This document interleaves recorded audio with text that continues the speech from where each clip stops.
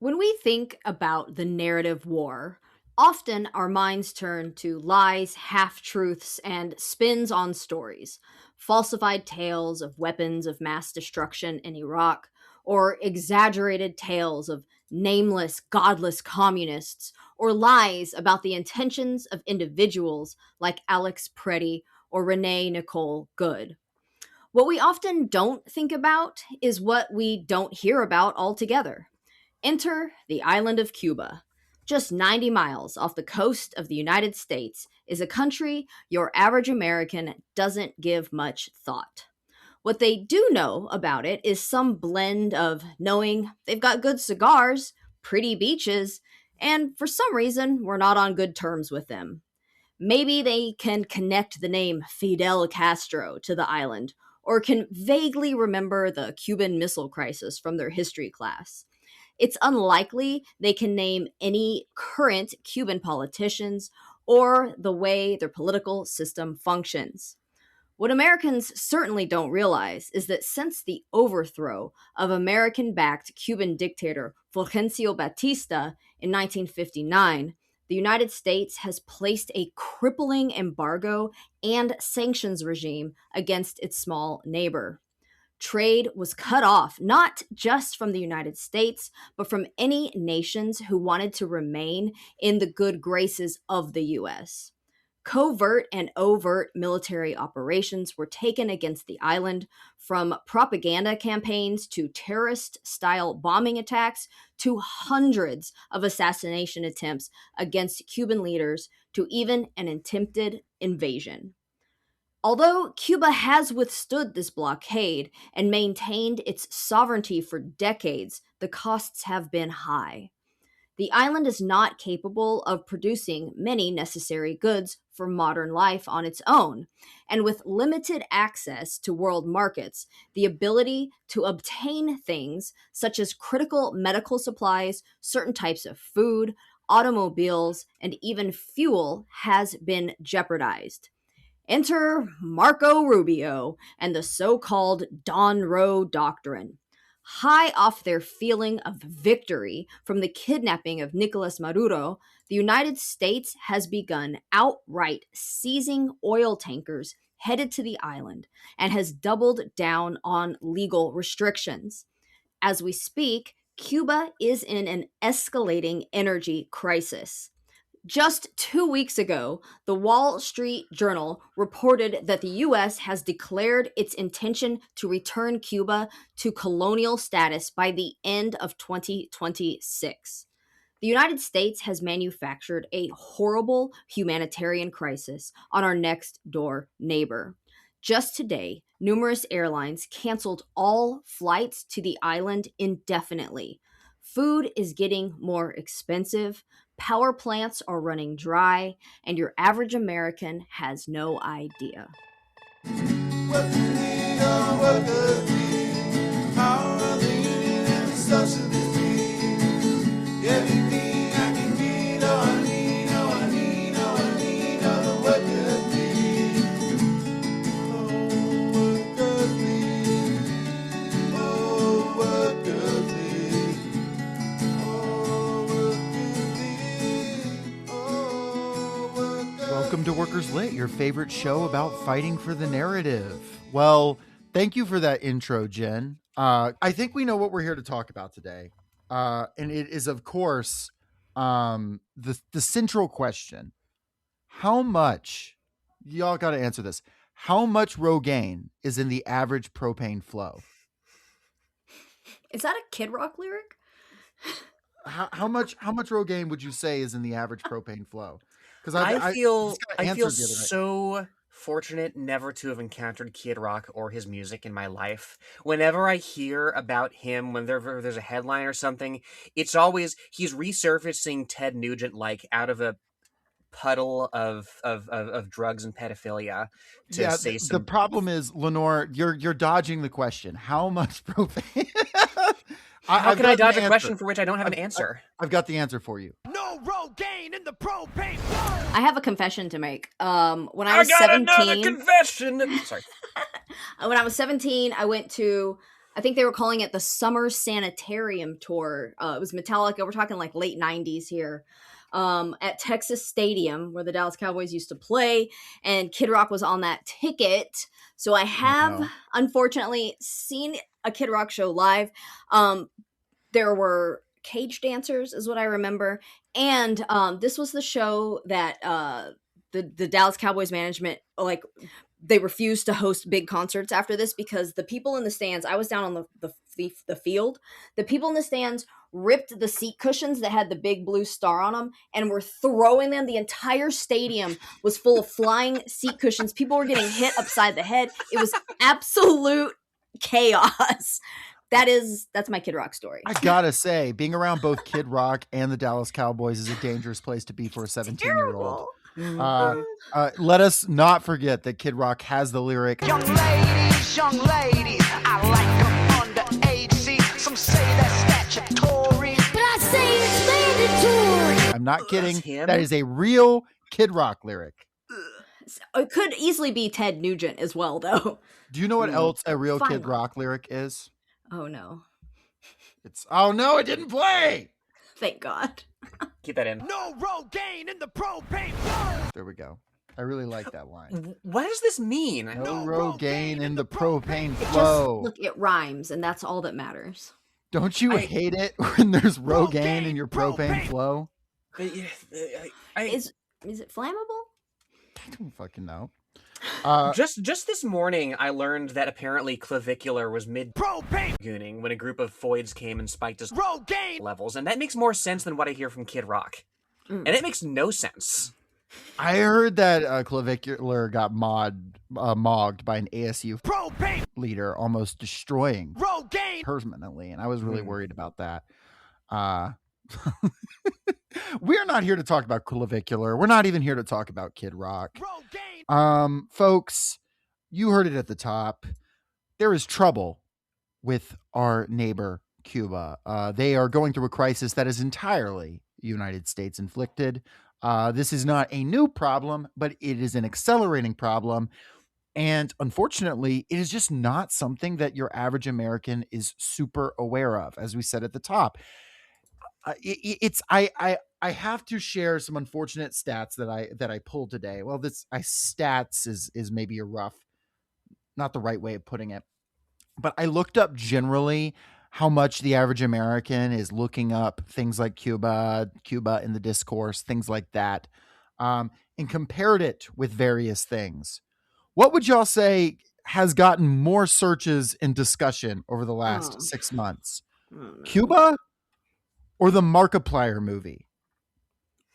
What is the Markiplier? The fucking Markiplier movie. Cuba or the Super Bowl has gotten, I think it's something like 2,000 times more internet traffic in the United States than Cuba. Mr. Beast gets more internet traffic and discussion than Cuba. Clavicular gets less than Cuba, thank God. Thank God that clavicular does not quite meet Cuba. There has been an uptick since the beginning of this year, partially with this uptick in rhetoric and, of course, the attack on Venezuela and the connections there. But it is remarkably less. Unfortunately, Kid Rock is more in the discourse than Cuba is in the discourse. That is what we are dealing with. And like we said at the top, the Wall Street Journal broke just a couple weeks ago that the Trump admin seeks to end Cuba's government within the year. And Senator Rick Scott also made a statement saying the same. By the end of 2026, Cuba will have an American-aligned government. They have said this very clearly, very loudly. So one of our closest neighbors, basically a declaration of war against them, a hybrid war, but a war nonetheless.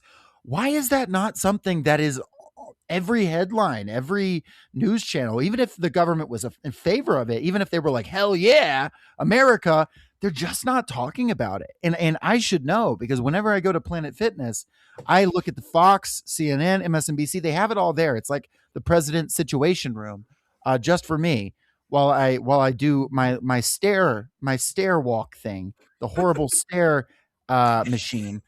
And and just go crazy watching The Five. And unfortunately, they're just not even talking about it. What do we make of this?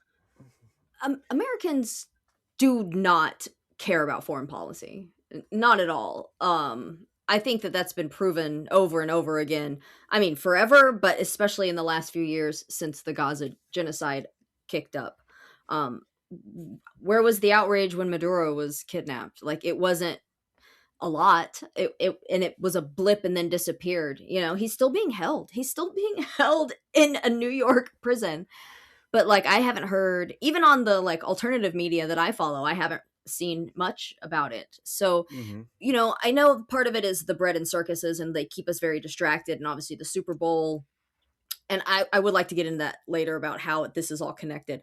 But like, Americans would much rather focus on those things. And part of it is also ICE is in our neighborhoods, wages are stagnant, food is expensive. Like, people do not have the Clavicular's getting bandwidth. mogged. Right. There's big Whatever that stuff is, going on. yes. I'll You tell you keep about saying bone that word, smashing and a I'm little later. thinking about my collarbone, my clavicle. I have no idea what You're not far off the mark, Jen. It's wild. But I tell you what else is wild. I have here an article from CNN that I've been going through. As U.S. squeezes Cuba's oil supply, airlines rethink flights, and Havana rations health services. I mean, first of all, like the way that this is laid out here in like a mainstream news outlet does a little bit of flattening in terms of, well, not a little bit, a lot of flattening in terms of the scale of all this, how much power the United States wields to control inflow and outflow of resources in Cuba. This development comes as the U.S. attempts to cut its longtime communist foe Havana off from receiving oil deliveries from its regional neighbors. And it's like, if you describe another country as like a foe, what that connotes to me anyway is that it's a pure competitor of some sort, and it's not. They have 1/30th of our population. Like, they're much less powerful militarily, economically. Like, you skip ahead a bit. What you mentioned about Maduro reminded me here. Mexico is traditionally the second biggest supplier of oil to Havana after Venezuela, but supplies from Caracas have already been disrupted following the capture by U.S. special forces of its president Nicolas Maduro. No commentary on like what that capture entails, the violation of national sovereignty that the kidnapping was. Like, there is just so much, as again, flattening and subsuming of these crimes that are going on against a sovereign country into a soupy, formless discourse that people can opt into or opt out of. And I think too, there is something special about Cuba in this case, because Jen, like you said, there is a disinterest, an unfortunate disinterest in foreign policy with a significant section of the population. But when the Maduro raid happened, it was on all the televisions. You know, it was getting talked about poorly. I think, and of course, if there are boots on the ground in Cuba or something, it will get coverage. But there is an interesting lack of conversation around this sort of hybrid warfare, and it's partially because it's not flashy. It is not exciting. There's like, oh, we're cutting you out of international trade deals. There's no bombs going off, right? But I say you'd think it would get coverage, but it's something that is easy to write out of the narrative in a way that a violent confrontation is not, right? CNN, I mean, CNN is writing these articles, but they are not putting it front and center the way that you have to put front and center and put a spin on a violent conflict. To use an example, Iraq, right? Like, they couldn't just ignore the Iraq war because it was so flashy, so in your face. There were people dying. There were Americans deployed. In a way, with Cuba, with this blockade that is mostly technocratic in nature, it really can be entirely invisible, and it's incredibly insidious. Yeah, on CNN, I had to scroll pretty far past like Olympic stuff, past McDonald's offering free caviar for Valentine's Day. Like, Ew, sorry, what the what? fuck? McDonald's caviar, if you eat that, you deserve every consequence that comes with it. I'm sorry. Those words do not belong in the same sentence. What? Can I get the caviar mac, please? I'll throw that in the chat for later. Jesus. But well, yeah, to Lenore's point, like, it's buried because first of all, Americans don't care about foreign policy in general, but also we're told not to. Like, this is just a thing that happens. This blockade has been going on for decades, for our entire lives, plus for my mom's entire life, right? Right. Like, it's just background. It's just Cuba's just poor. Why do they drive those old cars? What the fuck is wrong with Cuba? You know, like you hear that all the time, and people don't think any deeper than that surface. And we know that this is done on purpose. This is why history is not taught past World War II in school, and this is why Americans are oblivious to these things. It's all quite purposeful. History is absolutely taught past World War II. Jen, Martin Luther I'm King Jr. old. died. Okay. Martin Luther King Jr. died for our sins, and then history ended. I don't even And know if we racism. got to civil rights when I was like. I really think we we didn't Really? talk about Vietnam. That's for sure. Oh no, I didn't talk about Vietnam. They didn't talk about Vietnam in my classes either. I'm saying they basically were like the civil rights movement. Martin Luther King Jr. got shot, and then racism didn't exist anymore. Yes, he Is had a basically what I dream. heard. It was essentially a Jesus moment. Mhm, mhm. Everybody, please don't look up what he actually had to say. We were essentially told it's all good. He died, and now everyone's good and Free. cool. We're free. Please don't look up the Beyond Vietnam speech. You'll get bad ideas. Listeners, do look up the Beyond Vietnam speech. It's really good. Well, let me talk a little bit about what is happening in Cuba, because if the mainstream media is not going to push this narrative, we're going to have to, and we're going to have to be able to explain it to people. Because one thing I will say is, even I've found, I can speak for my own life, with conservatives, with Southern conservatives and liberals and whatever, I can at least throw out, hey, are you really worried about Cuba? And the answer is usually no. Unless you're like real deep. Okay, listeners in Miami, disregard this. But the rest of you, the rest of you are probably not actually running into anybody who's actually that worried about Cuba. In fact, you could just make the argument, wouldn't it be cool to go on a vacation to Cuba or to like have a Cuban cigar? And they'll probably be like, yeah. And I'm like, well, we should get rid of that shit then. And then I've found that that is a pretty successful argument. But let me quote here. This is from an article that was done in conjunction between Belly of the Beast and Drop Site by Jose Luis Granados Sea. It is called Cuba Grapples with Hardened U.S. Blockade. The only victims are the people of Cuba. As always, links will be in the episode description so you can read the full article. Reporting from Mexico City, Mexico. U.S. President Donald Trump followed through on his threat to impose an oil blockade on Cuba, declaring the government led by Miguel Diaz-Canel an, quote, unusual and extraordinary threat, end quote, to U.S. national security, and announcing on January 29th, punishing tariffs on any country that provides oil to Cuba. Washington's effort to forcibly compel other countries to join its internationally condemned blockade threatens to further squeeze a population that is already experiencing enormous strain due to U.S. sanctions. The Cuba-based media outlet Belly of the Beast recently spoke to Cubans in the capital. Quote, the future is extremely uncertain, but something has to happen somehow because we're the ones suffering the most. Something has to happen because electricity is impossible to get. Food is getting more and more expensive. 36-year-old Raiden Decoro told Belly of the Beast. Right now, fuel is only available in dollars and inflation keeps rising. Cuban officials announced Friday a nationwide and far-reaching energy-saving plan that prioritizes fuel and electricity for essential and life-saving services. The measures also expand solar power deployment, sharply reduces transport services, and cuts down operating hours for schools, universities, and workplaces. The aim is to protect healthcare, food and water supply, and social services amid an acute energy shortage caused by the blockade. The country has already notified airlines that they will be unable to refuel international flights for at least a month, further complicating tourism to the island, a vital source of income for Cuba. Quote, things have gotten worse this month. More hours of blackouts. My daughter in Baracoa, which is located in eastern Cuba, experiences 16 hours of power outages and has 3 children, said 61-year-old Carlos. It is a complete injustice. There won't be anything for anyone. Trump's executive order directly pressures Mexico, and Mexican President Claudia Sheinbaum has so far buckled to that pressure. Mexico's state-owned oil company is Cuba's major supplier of oil, given that shipments from Venezuela to Cuba were suspended following the U.S. blockade of Venezuela and the kidnapping of President Nicolas Maduro last month. It goes on to talk about that. It goes on to talk about that there's already been tankers that have been stopped.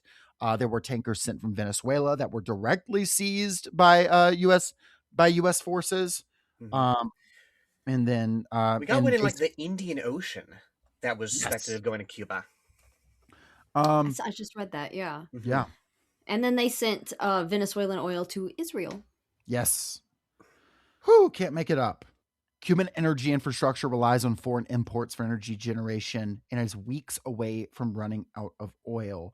Nevertheless, an emboldened Trump administration and the revision of the United States-Mexico-Canada agreement already in progress, the Mexican Sheinbaum government is reluctant to enter into direct conflict with Washington. It goes on to talk about how there are grassroots organizations in Mexico that are pressuring their government, as they seem to be, the government best situated right now for direct aid to Cuba. I mean, literally geographically, and also their supply of crude oil. Um, and so they're really pushing. It talks about that. Definitely worth reading, like I said. Um, Olivia Garza in Cuba says, in other words, there's no transportation to get around, to go to school or to work. There soon won't be electricity for hospitals. Intensive care patients could die. Dialysis patients won't be able to receive their treatment. This goes for the entire healthcare system. Now, in nationally televised remarks Thursday, President Diaz-Canel of Cuba rejected allegations that his country represents a threat, but warned the country was ready to move into a state of war if necessary. Quote, our country's defense doctrine or military doctrine is based on the concept of the People's War, which is a concept of defending the country's sovereignty and independence. It in no way contemplates at any point in any section or any concept aggression against another country. We are not a threat to the United States. The United States, to try and save face, announced that they are going to give $6 million in aid, humanitarian aid to Cuba, but it will be delivered directly through the Catholic Church, and it will not be allowed to go through the Cuban government. Interesting little thing there. Everything always has to have like a pedophile mediator in our system. Exactly. Mm-hmm, mm-hmm. And to close out the article, a retiree in Cuba named Caridad Ramirez said, no one here is going to surrender. That's why we Cubans are warriors. We are warriors because if Trump comes here to fight, I'll be the first to pick up a rifle and defend my land because this is the land where I was born. Mm-hmm. End Such a quote. good quote. So I wanted to share that article, because, and again, worth reading the whole thing, but that's kind of the overview of the situation. It is very cut and dry. The Cuban people do not pose any threat to the United States government, people, anything like that. Aside from just being an independent country, which is considered a step too far. And now you have kind of this international struggle. You have the people of Mexico are going to be very important to deciding the future of the people of Cuba. Mm-hmm. Mm-hmm. It's interesting to me. I mean, the of course, you can go back and you can look at declassified papers from like the 60s that say, yeah, our policy is to starve the Cuban people into submission or rebellion. And like that's always been our policy. That's also informed by the fact that, the Cuban Revolution is highly popular, was back then, and it would be a fucking quagmire to directly invade the island. We tried it once with the Bay of Pigs invasion and failed. Um, there's also it also seems to me that like part of the reason to avoid a direct military confrontation, in a very very mercenary sort of reasoning, is that there's more direct U.S. investment that's aimed at rebuilding the island, and we just don't want to have to pick up the tab for that in the event that a ground invasion devastates the place, which it would. It's only 90 miles away. The Cuban military is not particularly strong, but they do have the capacity to strike the United States. Like they would hit US cities before it was over. You know what I Mm-hmm. mean? That is Oh yeah, nuke also an Miami. element. Yeah.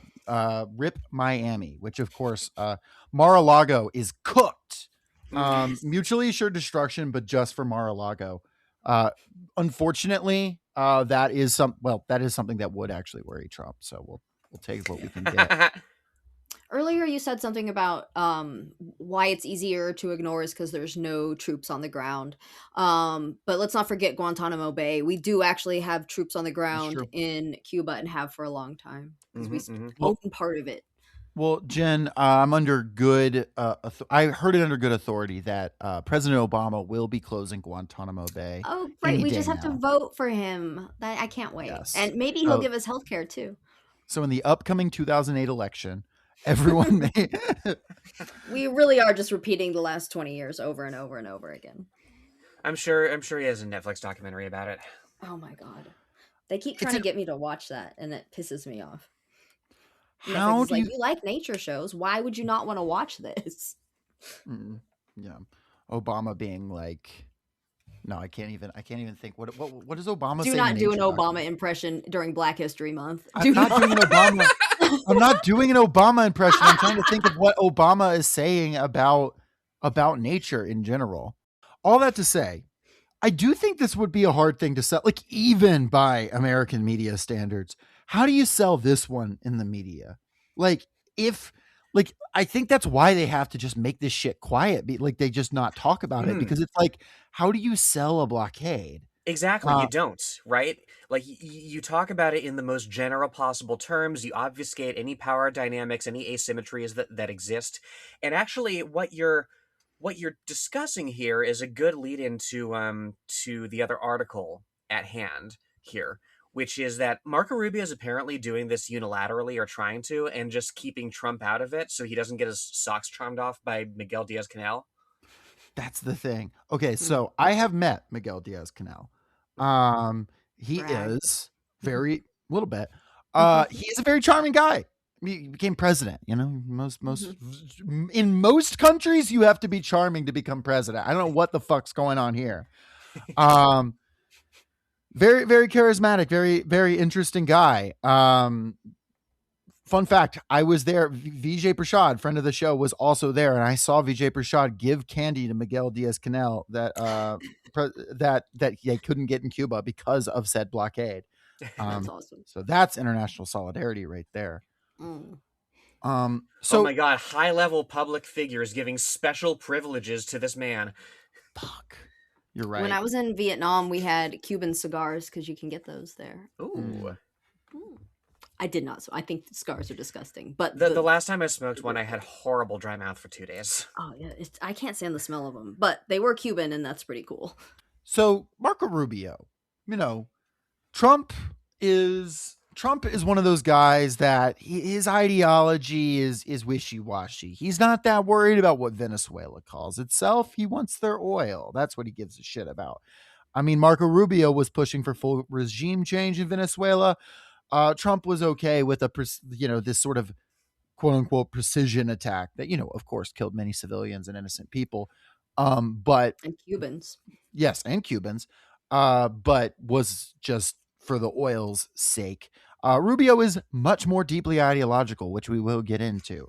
But let me talk about this second article, also from Dropsite. This one is from the author of The Last Piece, as well as Ryan Grimm and Noah Colwyn, who is on the ground in Havana. Blowback Season 2 is about Cuba. Really good. Marco Rubio is deliberately blocking Trump from Cuba talks. To hear President Donald Trump tell it, the United States is deep in negotiations with Cuban government officials as the U.S. applies maximum pressure to the island. Quote, "We're talking to people from Cuba, the highest people in Cuba, to see what happens," end quote. See, I will do a Trump impression. That's pretty good, Trump yeah. told reporters at his Mar-a-Lago resort on Sunday, February 1st, "I think we're going to make a deal with Cuba." I don't know. Cuban leaders, meanwhile... just don't do a Trump voice during Yogurt Brain History Month. We do need one of those. We can celebrate so many former presidents with that day. We got Biden, we got Reagan, like so many presidents we could celebrate. They need their own month. We've got JFK for a different reason. I mean, President's Day is coming up.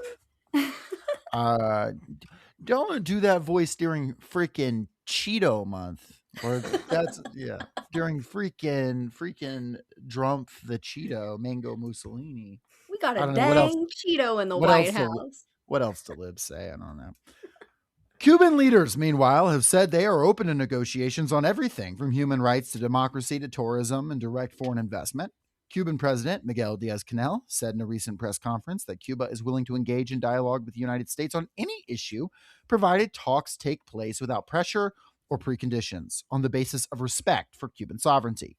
Senior Cuban leaders reiterated at Drop Site that the government is serious about being open to wide-ranging talks, and Trump is no stranger to the island's potential for American companies, having himself long held a registered trademark for a Trump Havana property that he has annually renewed. Yes, you heard that right.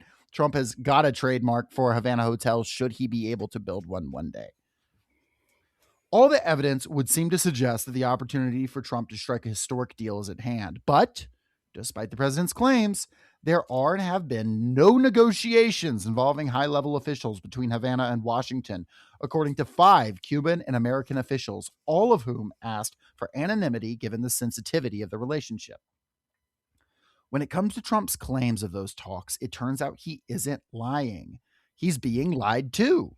Quote, "He's saying that because that's what Marco is telling him," end quote, said a senior Trump official, referring to an internal effort by Secretary of State Rubio to make Trump believe that the U.S. and Cuba are engaged in serious negotiations without ever doing so. The idea, the source said, is that in a few weeks or months, Rubio will be able to say, well, the talks are futile because of Cuban intransigence. With diplomatic off-ramps being blocked, this would make Rubio's vision of regime change the only path forward for an administration loath to reverse course on anything. Asked about the fact that Rubio is misleading Trump about talks that aren't going on, the State Department's press office stood by the claim that such negotiations are indeed happening. But the statement offered no evidence the talks are taking place, named no officials participating, no dates of any meetings, nor did it identify any location where these supposed historic talks are happening. Trump, meanwhile, has indicated he isn't interested in an ideological confrontation with Cuba. Rubio, meanwhile, pushed hard internally for a full regime change in Venezuela, but had to settle for merely removing Maduro. Ultimately, though, for Rubio, the real prize has always been Cuba. In the wake of Trump's claims of high-level talks, confused Cuban officials insisted to Drop Site that no talks were underway, but that they were eager for them to start. Misinformation in the media, however, has muddled the situation. On February 2nd, the day after Trump's comments, Politico highlighted a report that the son of Raul Castro had traveled to Mexico City for talks with a Central Intelligence Agency and asked in the headline, "Could a Castro become our man in Havana?" The article, however, is sourced to 14Y Media, a news outlet run by a Havana-based dissident blogger named Yoani Sanchez, which itself based its reporting on a single fantastical Facebook post made by a Spain-based Cuban journalist. Yet Politico reported this, and it began circulating in Washington and has been accepted as fact. Senior Cuban officials tell Dropsite that there are no talks going on in Mexico or anywhere else. An article on Wednesday in the Spanish outlet ABC Internacional added to the confusion, claiming that Mexican official Efrain Guadarrama is facilitating the talks. A well-placed source with direct knowledge tells Dropsite Guadarrama is doing no such thing. Let's pause there for a second. Misinformation, big part of the narrative war. Crazy that Politico runs with that shit. It is remarkable to me what people can get away with in mainstream outlets. Again, just as you said, reporting from a site which itself reports from bullshit Facebook posts. From a Facebook post of a guy in Spain, yes. Yeah. It is remarkable how, how incredibly shoddy these journalistic standards are when it's a geopolitical enemy of the United States, and B, how just lacking in media literacy these people think we are, right? Well, I mean, we are in general. Yeah, in general, yeah. They don't do listen this. to Workers Lit podcast. They exactly. If everybody, also, the Politico article also links to a Wall Street Journal article from the 22nd, which, again, they don't even have to cite some of this shit. Here we go. Cuba's government is still dominated by Raul Castro, 94 years old, the younger brother of Fidel, while President Miguel Diaz-Canel, 65, an unpopular apparatchik, runs day-to-day affairs. Again, like, citations needed like 6 times in that paragraph alone. right? But there's Yet none. 94-year-old Raul Castro is, I'm sorry, he's not running the country. Like it's not true. Which, and it also says, I mean, if we are to accept that premise, right, they age so much more gracefully than our fucking presidents age. Yeah. Yeah, that's awesome. Actually, yeah. Well, you can be 94 there and be cogent enough to secretly run a shadow government for sure, man. Also, I tell you what, the figure that I'm seeing here, I guess the $6 million that the Catholic Church is facilitating is in tranches, right? Because the number that the Wall Street Journal here is like highlights as 3 million, right? You scroll a little bit up, and they report that China is pledging $80 million of aid to the island of Cuba, right? So like the even what the United States is holding up as an example of its magnanimity is pitiful. It's nothing. Yeah. Hopefully, the Chinese $80 million in Chinese aid is Ryan. Bleep this. Missiles against the blockade on the coast of Venezuela. Holy shit, Dude, President Xi, if you're listening, send Cuba nukes for fuck's sake. Mm-hmm. Look, President Scheinbaum, I will become a Mexican nationalist. Fuck You yeah. your party, the Scheinbaum's party has a lot of Marxists in it. Just go, let's just do it. Let's go full Mexican nationalist, Cuban solidarity. Let's do this thing. Genuine question. What happens if the I'm sorry, I'm just off topic, but like what happens if the Mexicans just like gut check America and they're just like, we're gonna send the fucking crude oil? I don't think that Trump will do anything. He might put some small sanctions or like tariffs or whatever, but we rely so much on Mexico for so many things. I actually think they should call his bluff because I don't think that he'll actually do anything. He said, what is he going to bomb Mexico City? Like, I mean, maybe. I don't think so, though. Well, he's too focused on this bridge in Canada, so. Yeah. Two little points I wanted to jump in with. To Lenore's point about like how fucking stupid do they think we are? Like, why do these reporters just do such nonsense work? And I think it ties into that book we're reading for a future episode, but also, you know, like what Michael Parenti talked about in Inventing Reality. Like, all of these reporters are so closely linked to the US government.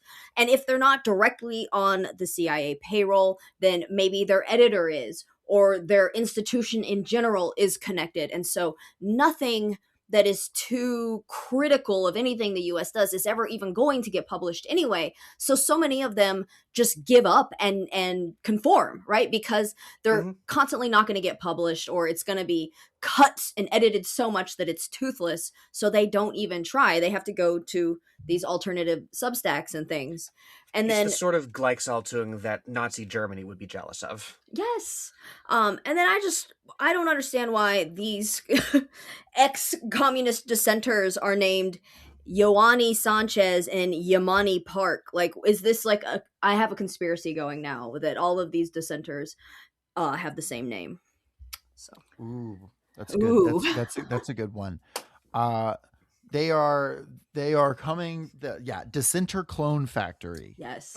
Folks, sound off in the comments. Are you a clone? And will you come on the show to expose the Clone Factory? It's fascinating that we're still doing like ancient Byzantine tactics, like we're keeping around the heir to the throne of the neighboring kingdom, right? So we can just give. We have like money 7 of those. Yeah, half Miami's population is heirs to thrones. True. is fucking like people from like ancient Persian lines and the Juan Guaidos of the world, just wandering around. I love that Bolsonaro wasn't smart enough to stay in Miami. He tried to go back and just immediately got arrested and then had to go to the hospital for the millionth time in his life. So cool. So yeah, I think before I hop back into this article, I just wanted to say one more time, the journalistic standards for something like this are so pathetically low.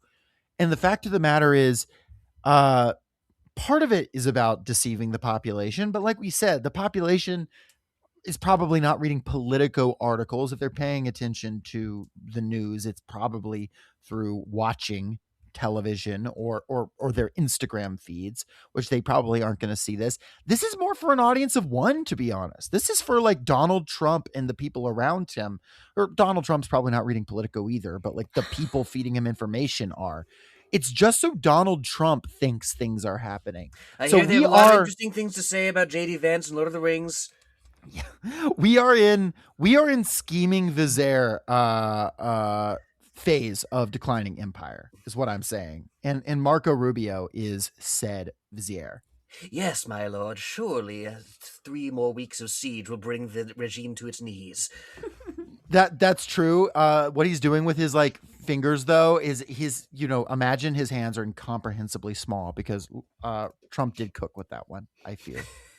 Are we just gonna steal the tiny hands thing from the libs? Like, I feel like we could cook more with it. I think the tiny hands thing is good. Lil Marco is good. There was one time people got mad at Anderson Cooper for saying Donald Trump seemed like a turtle flailing on his back in the hot sun, and people were like, "That's inappropriate." And I'm like, "No, Anderson, you stay on that line." I like Does that that. mean to turtles? Well, yeah. It's so much. It's so anodyne. Like, even if you don't compare it to all the viscerally misogynistic and racist shit that Trump comes out with on the fucking daily, right? It's a turtle Absolutely. on it's fucking Looney Tunes imagery. Right. Well, to get back to the article, in the wake of the abduction of Venezuelan President Nicolas Maduro, and just note that, by the way, just note that, by the way, just call it an abduction because that's what it is. Thank you for writing that properly, drop site, and whoever wrote that line. Top Cuban government officials have become increasingly interested in wide-ranging talks with the Trump administration. Talks that could even include Rubio, a longtime foe of the government. Multiple Cuban officials tell Drop Site. The only red line, they said, is that the island's sovereignty is not up for negotiation.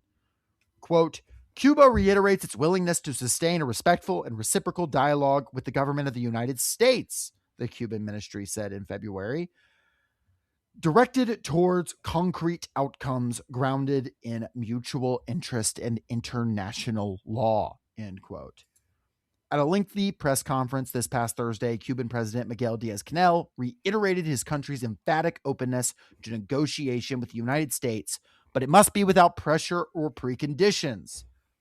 Broadcast on TV and radio around the world, Diaz-Canel's comments were made, as one Wall Street Journal reporter observed, with an audience of one, Donald Trump. Mm-hmm. Quote, we are a country of peace. We are not a threat to the United States, end quote.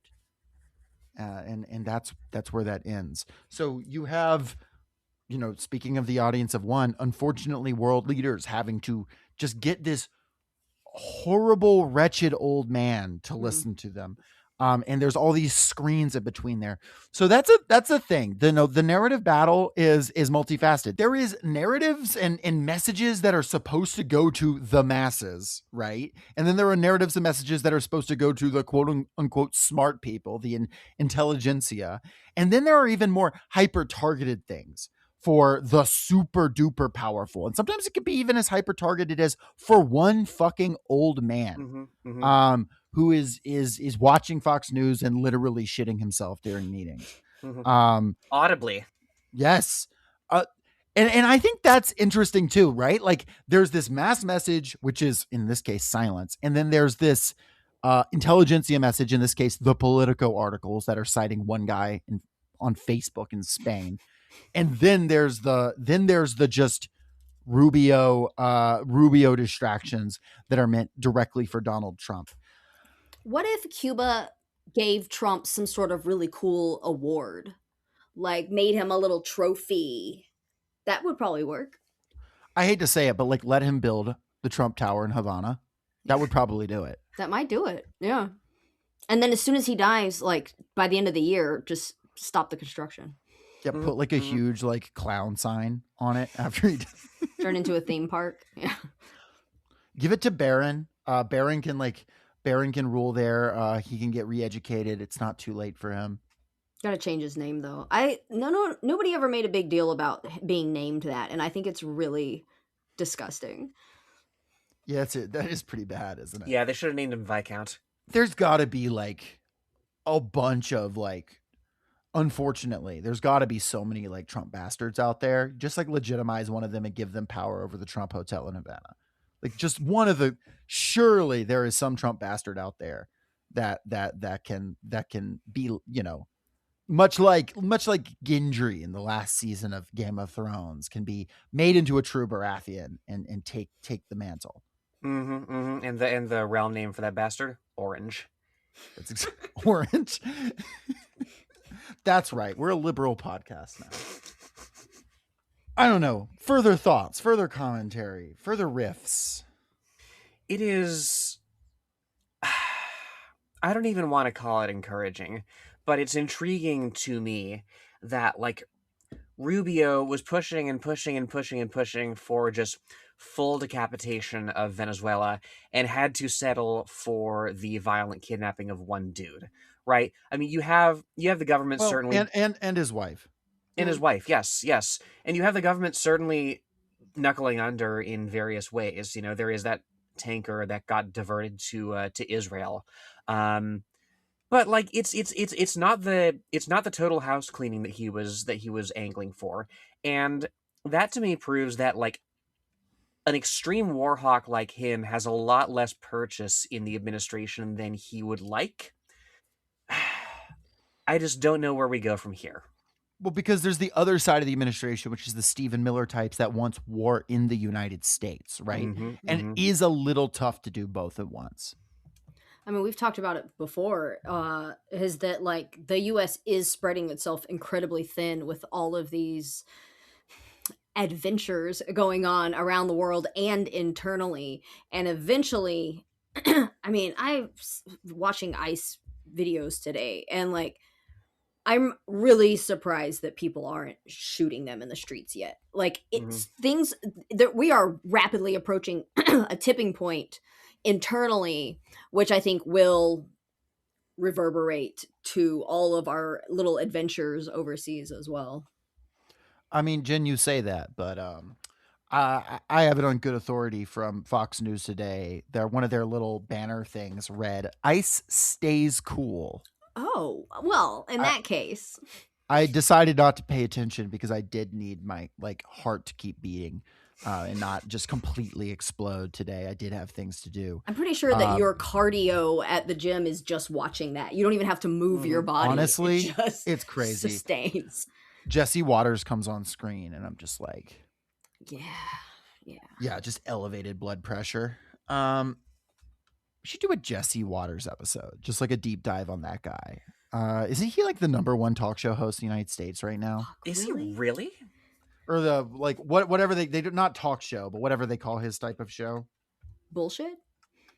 Yeah, well, he got Tucker Carlson's hour, and it was Carlson. Oh, he looks like. Whenever you see like an advertisement from like the 50s or whatever, like a guy in a suit coming home from like drinking and like, banging his secretary, right? He looks like that guy. Just the most generic white bread asshole. I've seen some tweets and things that are like, if you enjoyed the halftime show, you should, stand with Cuba. And while I think that is coming from a really good place, and I mean, I don't disagree with it, like part of the theme of that show. You should stand with Cuba, period. Yeah. But part of the theme, did y'all watch it? Yeah.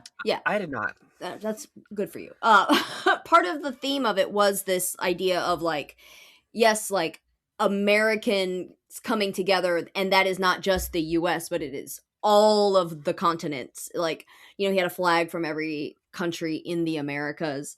And while I think that is a really cool visual and a good thing to put out there, I think it's also very important to remember that this is all just part of the distraction, and that the reason this was picked, the reason that Bad Bunny, again, not that he's not deserving of a platform like that. I think he's obviously like one of the most popular artists in the world right now. But the same way that like Kendrick did the one last year that was like very like supporting of the Black community, and now this year, while like ICE is terrorizing Latin American communities in the country, we're putting on this very like Latin American positivity show, it's important to remember what the NFL is, and that Jay-Z is the person who's in charge of booking the talent for the Super Bowl halftime shows. And Jay-Z is a very smart man. He's also not only in the Epstein files, but he's also at the Diddy parties, and he is a billionaire, and he is very much a part of this machine. And while that machine is very rich and white, he is allowed to be part of it because he plays a very important role in it. He plays the role of like cultural ambassador from the billionaire class to the masses, and he's so good at putting on this beautiful flashy show that has all these positive messages of togetherness and like, yes, we love our Latino brothers and sisters, and like, yes, we love the Black community, and like we rely on them literally for American culture. But it is all a distraction, and he is just as much a part of the problem as Donald Trump and as all these other sick motherfuckers in the files. And just because, I mean, he knows what he's doing with it, I guess is my point. I would say that, you know, in fairness, I don't. I think it remains to be seen. You know, I'm not saying Jay-Z is a pedophile, but he is very much connected. Oh no, to no, the no! I same wasn't talking about networks. Jay-Z. I wasn't Oh. talking about Jay-Z. Okay, just putting that out there. I do find it very funny and not at all a surprise that Trump himself didn't even watch the like Turning Point USA like Yes. anti halftime show. Like he Had watched his the own. fucking Bad Bunny one. Like these I wish I could, not that I think we should devote any special attention to like reaching these people, but I do want to just like grab a hardcore MAGA hat person and just shake them and tell them your top guy openly hates you, he's ignoring you and everything that you claim to be culturally invested in, right? And that's So I'm sorry, but some of them love that shit. Like I really do think there is a section of people that just love how much he fucking despises them. I don't know what it is. I don't know what section of it is, but it is a shocking number of people that I see that when he gets up on that stage and he was like basically calls them hogs. It's like when Dwayne the Rock Johnson used to, like when he was playing the heel, make fun of WWE fans and they'd go, yeah. It's like that shit. It's crazy.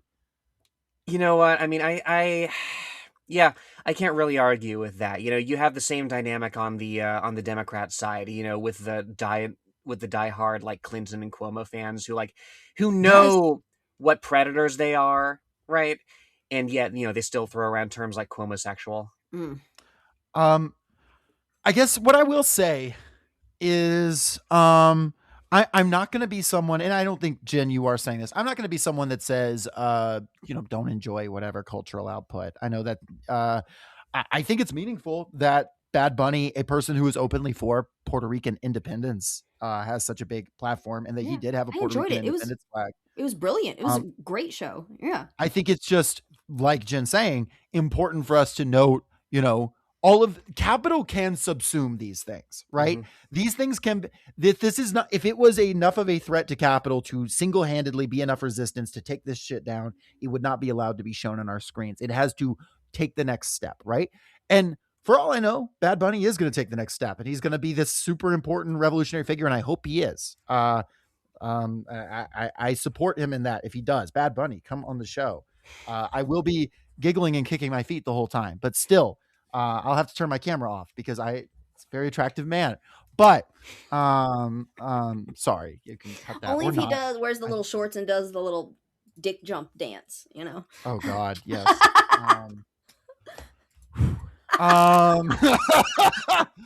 Anyway. Oh my God, he's younger than I am. Yeah, he's a baby. He's 31. By like a year. Yeah. He's just a bunny. He's not He's a a rabbit. little bunny. Just a little He's gonna become Sinister Rabbit when he becomes like 35. He's Bad Bunny, but he'll become Sinister Rabbit. Can I talk about the last really important piece of pop culture news before we close out today? Please. Is it?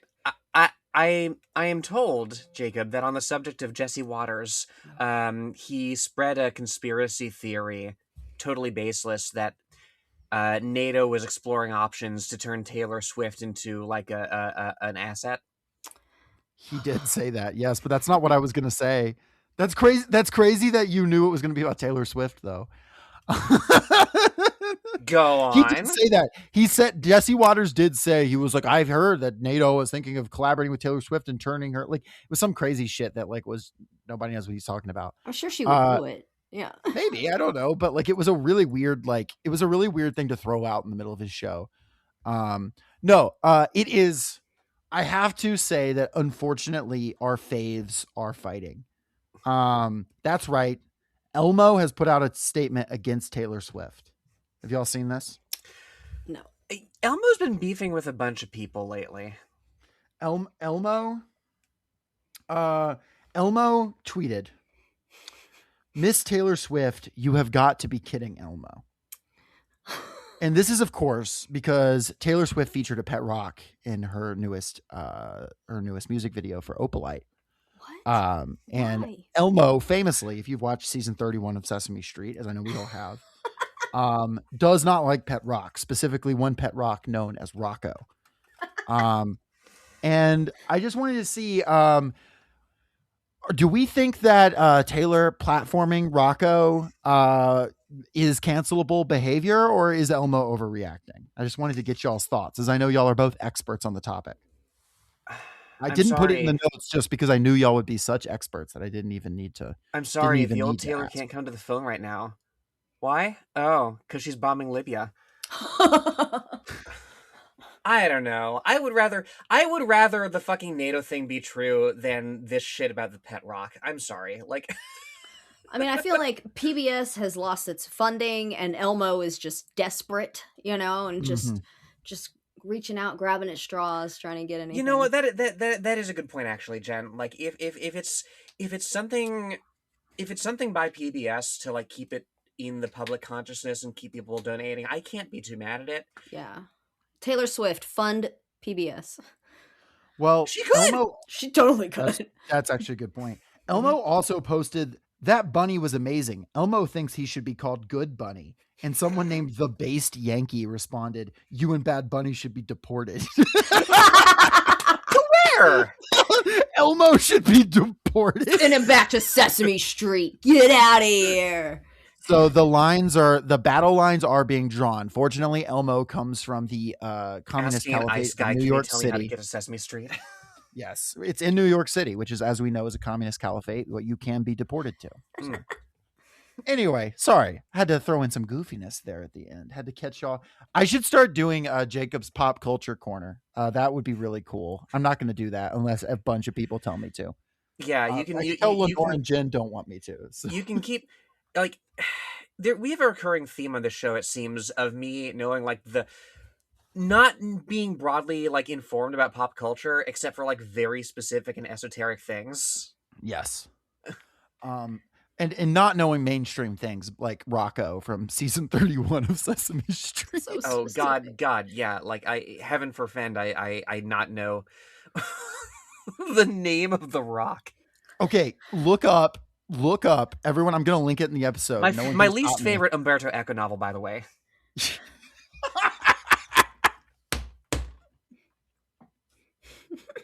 Someone else finished the episode. Lenore killed me. Yeah, so we'll link the clip of Elmo, and it's his little yellow friend has the pet rock. I've seen this clip. I don't have kids. There we go. See, but I've seen the clip. I knew Jen would understand, or someone would understand. He makes like the Kubrick stare face. It's amazing. He hates that rock. It's very cute. It's a cute little subplot. Yes, exactly. Uncritical support to Sesame Street. It's true. Can't wait to have like communist Sesame Street in the year like 2100. Honestly, so it won't be that different. Yeah, it'll just Elmo explaining the difference in Trotskyism and Stalinism. The only difference Sesame is that Colcos. Oscar will have an actual home. He will no longer have to live in a trash can. Under communism, Oscar the Grouch will be housed. That's a good point. Good point. Well, folks, thank you for listening to this episode. Do either of y'all have something to close us out with?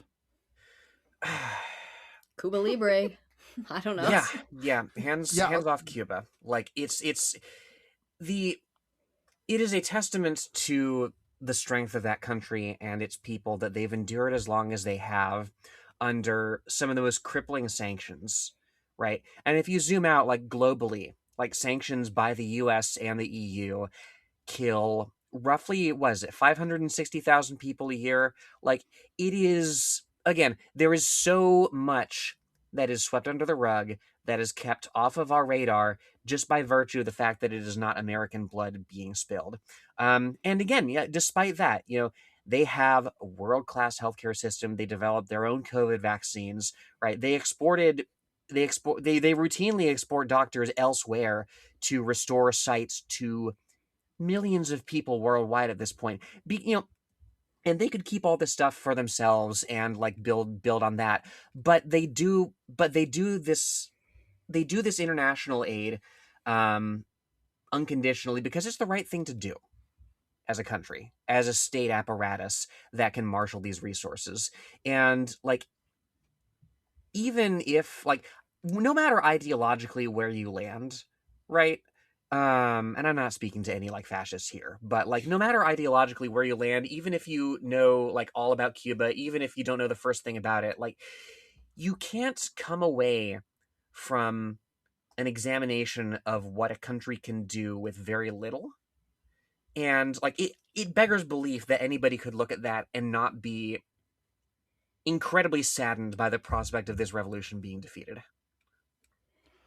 And I will say, above the video of Elmo and Rocco, I will link the Let Cuba Live campaign from the People's Forum, Answer Coalition, Pastors for Peace, and the Movement for Black Lives, where you can sign on their petition, and you can also donate money to help relieve the people of Cuba, because what our government is directly impacting, we can do our best to undo. Though, of course, that's a fix.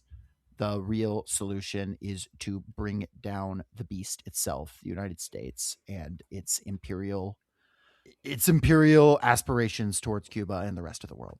Hmm. You can kill a revolutionary, but you can't kill the revolution. Facts. You have a good one. Take care. Hey.